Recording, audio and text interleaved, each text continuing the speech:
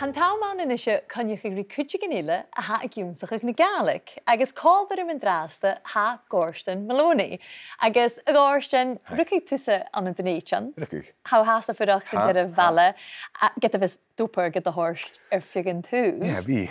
Ach fa me clein sin go é leor a fipriú gus Gaelic dh'ionnsaich. Clein sin géin bicin min sin. Nuair a mí is a scáil. Actually, thuas an a lunain, bheit sin a léimhigh an leor translations le Brian Friel an téireanach.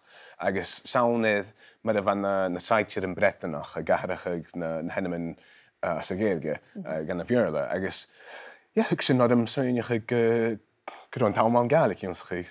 Ik an toiseach, cheannaigh mí leor create a teach yourself Gaelic, feirú sin a bhain. Agus bha mí a fiachan rí sin na mún an lunain is chadahar a bhíchlam móran. Ach as dé sin rein mí cuairsaíchan ann bha inad cóla an an dunéidean ar hanig mí rais, agus is dé sin chaimí gan talbharástig ar an scianach. Bha codam in ann Gaelic dh'ionnsachaigh an an suíochíon nach rá díreach dh'ionnsachaigh, so bha clasíchan karate, bha skipperúí acin, agus mis mí go sin a bhí ga clachca gan an suíochíon neoar amil go má ábhaisteach, go sin a réin an jifrid is mó. Le cíns. Agus bhfuil cánainn san bí ile acad? Ha mí becin mo bheol glachca le cánainn, so ha Spanish agus Gearmailtis acam an iad a bheith fillanta, agus ha mí cúteach ha becin nidahis agus fionlanis acam, agus an drásta hain ha mí dh'ionnsacha Greugais agus Pólanis. Agus stácha nach chéil minute húr acam, ach nuair nach chéilú ag dh'ionnsacha cánainn, díobhas tú déanamh? Ha mí go mór an sás an an bíon ionúig bhálatarin, le frig na halaba, living rent, agus so me sin bí sin a cúteach Malatarin ar a trúblaitnach leis an taiatas, agus cúteach a fiochan rí cúteam a chus ar an rialtas legan na sear a chur isteach. Agus ha ar a bhí éintnach oedd ha mór an duine an sás ag go bheith Gaelic. Ha mí smaoineachadh go bhfuil an ceangal letar snang an taiatas agus áineachte ar a ggéaltach agus a Gaelic. Go má láte. Seo céiste bheits mí cur ar a thula duine ar SpeakGaelic. Dé an fhacal neo an napper Gaelic is Charlotte agus Curson. A thula lá sonna gut, gun lá idir donna gut. Bha mí bhain 60 bliana agus an ritcin mar sin. Agus bha mo bhathad aonse do co-upricheich go mí dh'ionnsacha Gaelic. Agus thusin téisio go nápiaich go Gaelic is I céirfichid sa déich bliana agus nó ritcin mar sin. Agus féimi mí atteach ag an tám. Ag an tám bha mí smaoineachadh, bí seo cho dáineach, aine mí san bhéin rí caiileach seo, agus cha buring a bhí na chiad, bhí cho aonseach agus cho snach agus spóstal agus thucaí leor as dé gan caniachaigh de rapperstin as a Gaelic, agus scríbhí an fesin ar a chiadaigh. A thula lá sanna gut, gun lá idir donna gut. So, bhí mí smaoineachadh géad an rapperstin agus orise go tríoch.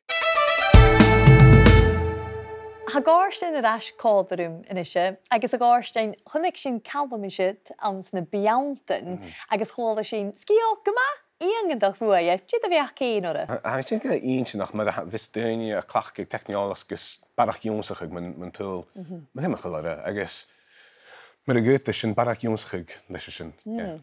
Agus bíú héna cleachcaigh techneolalas ar san gada san digitach chruachaigh. An aon sé géin bicin man sin? So, nar a háisich an géime sin Wordle, bha mí dirach, bha mí smaoineach gan big codam ann an léit san na Gaelic. Ach féimi mí rá ag an nám. Charú mí smaoineach go mbeidh duine san bí ga clachcaigh. Agus really harmhíe. Agus an isise bí na míltin de duine ga clachcaigh. Agus ha mise fiachéinir Wordle agus fhacal a thula matainn.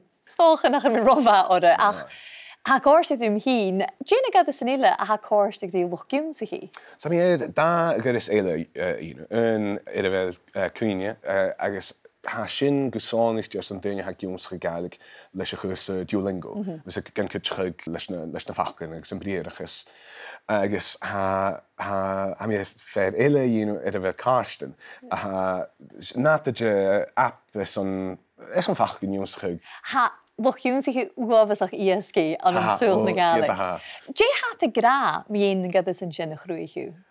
Well, Urannim bhí duine geran na nach éidirtain a gopur ach mí sin ach cúteach bí duine cín se gá scéalach gin man déan nach bunning ás a creidjin roie, so a cynnym gyn dychydd che postí hygym a gyda Gaelic a hahydd, ach nach dh'ionnsaich yn yr efei og, agus ha i gach dh'ionnsaich yn draste, agus gach la bi hain agus a hahydd, a dwi'n ffacal cála, agus hwyrsti Greugais yn tos na sasge y chéile, agus gyda really a jiffer un an dach ych gan a Gaelic, ach cytioch gan daifig leis a hahydd.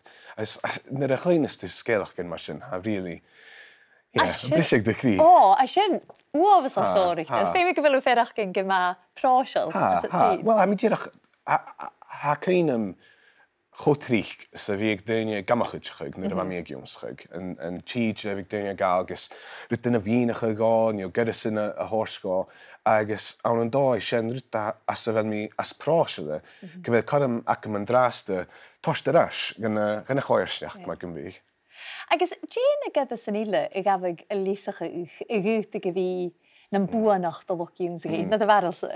A mi smaoineachadh ydyn nyr a duine smaoineachadh techniolus, a dy smaoineachadhedd mae'r silver bullet. Smaoineachadh bi unrhyw dawn a fys y cyrhyrryd kerst. Bi duine dh'ionnsaich an an jiffer doin, ag bi duine y clach y gychanin an jiffer doin. Agus sy'n sy'n, a sy'n ffeimachad an tuafas je gyda sy'n.